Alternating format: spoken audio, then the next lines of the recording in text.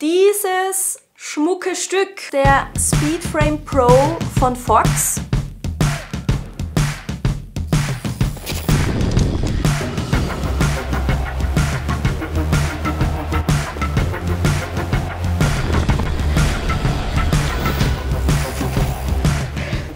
Wie ist sie ganz nass?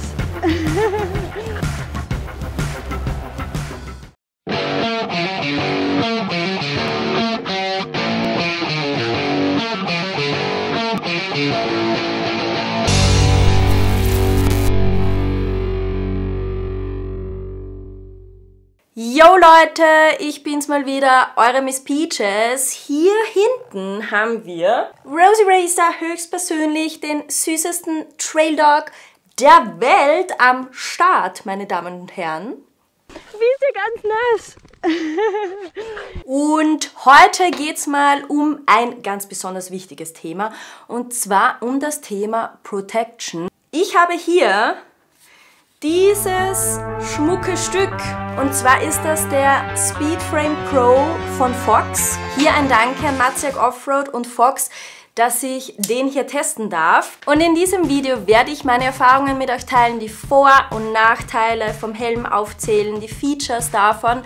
Aber bevor wir jetzt loslegen, schreibt mir doch mal in die Kommentare, welchen Helm trägt ihr, beziehungsweise was wäre so euer Favorite Helm, den ihr gerne hättet. Auf jeden Fall nicht auf den Daumen nach oben vergessen. Und Leute, vielen lieben Dank für eure zahlreichen Glückwünsche zum Geburtstag. Ich habe mich wirklich riesig gefreut.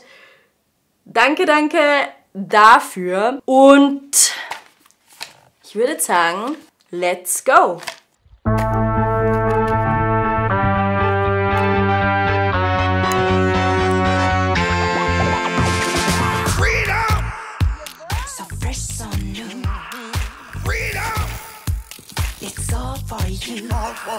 Freedom! Keep your ears to the ground. Talking about freedom! Yeah! It's the best show in town. Let's show me the freedom! Freedom! So Leute, ich fange gleich mal mit dem Punkt an, der definitiv am meisten ins Auge sticht, und zwar die Optik und Farbe und das Design des Helms. Ich persönlich finde den Helm wirklich sehr stylisch, schön von der Form, auch am Kopf sieht das optisch, finde ich, richtig gut aus. Man hat, wie ihr sehen könnt, große Löcher für die Belüftung. Das hier vorne ist zum Beispiel für mich persönlich ganz neu, ist aber wirklich sehr effektiv. Es wird wahrscheinlich viele Fragen zu der Farbe des Helms geben. Es gibt viel Auswahl, was die Farben angeht.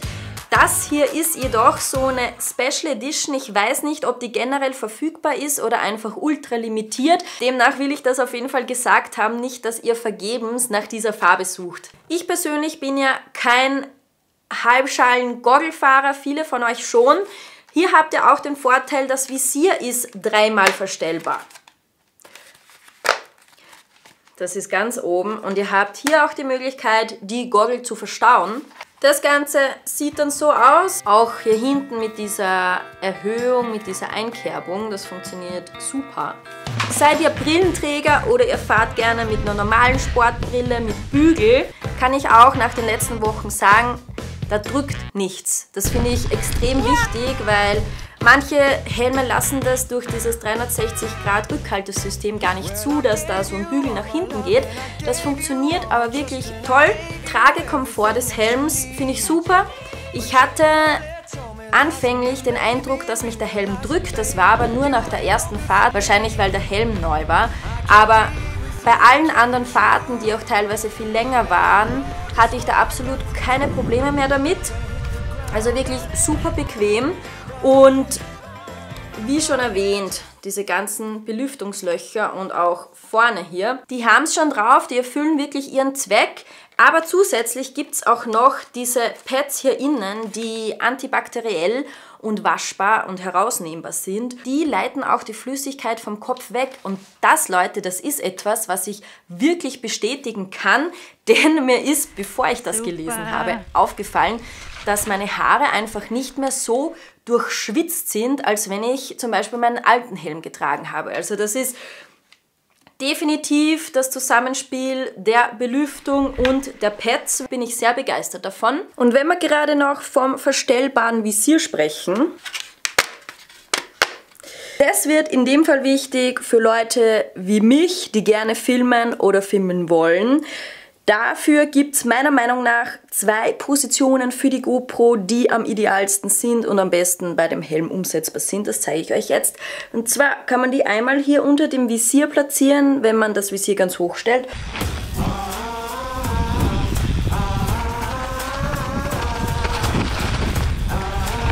Oh, 2 Rehe da hinten.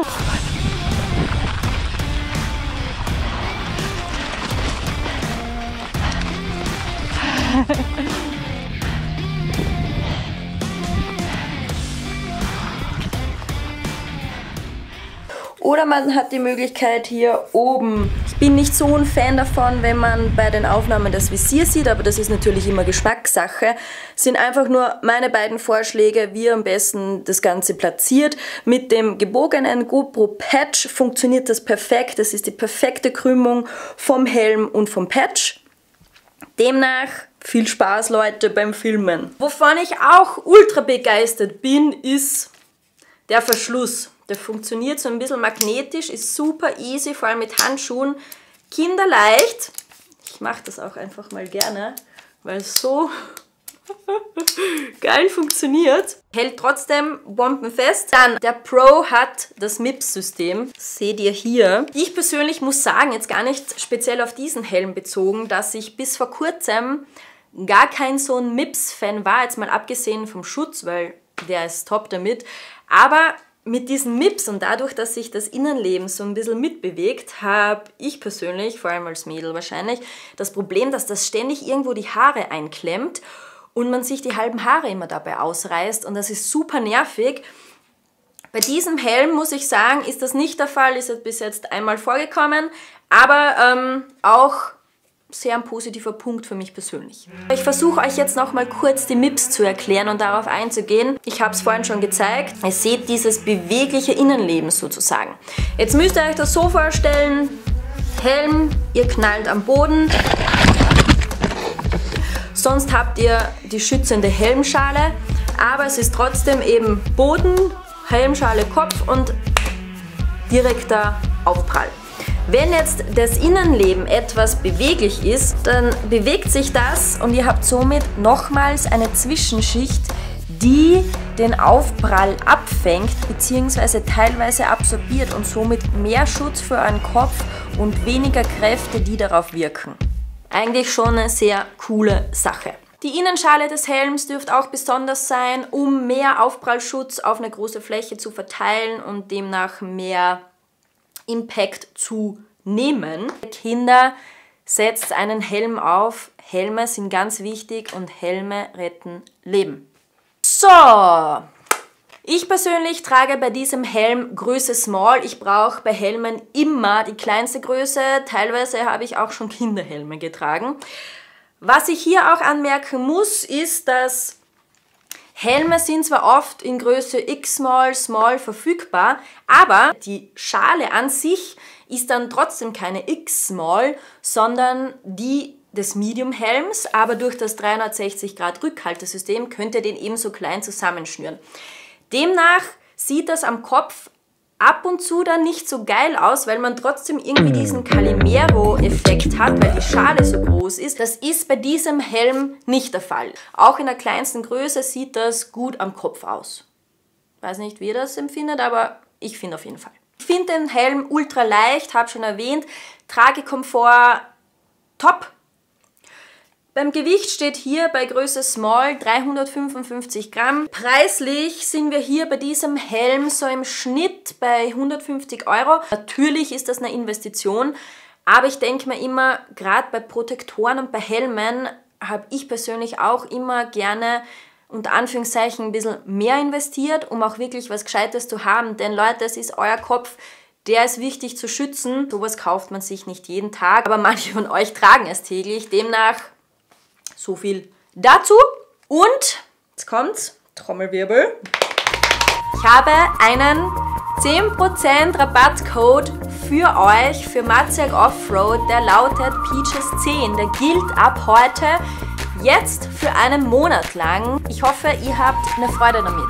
Alle Infos nochmal zusammengefasst unten in der Videobeschreibung.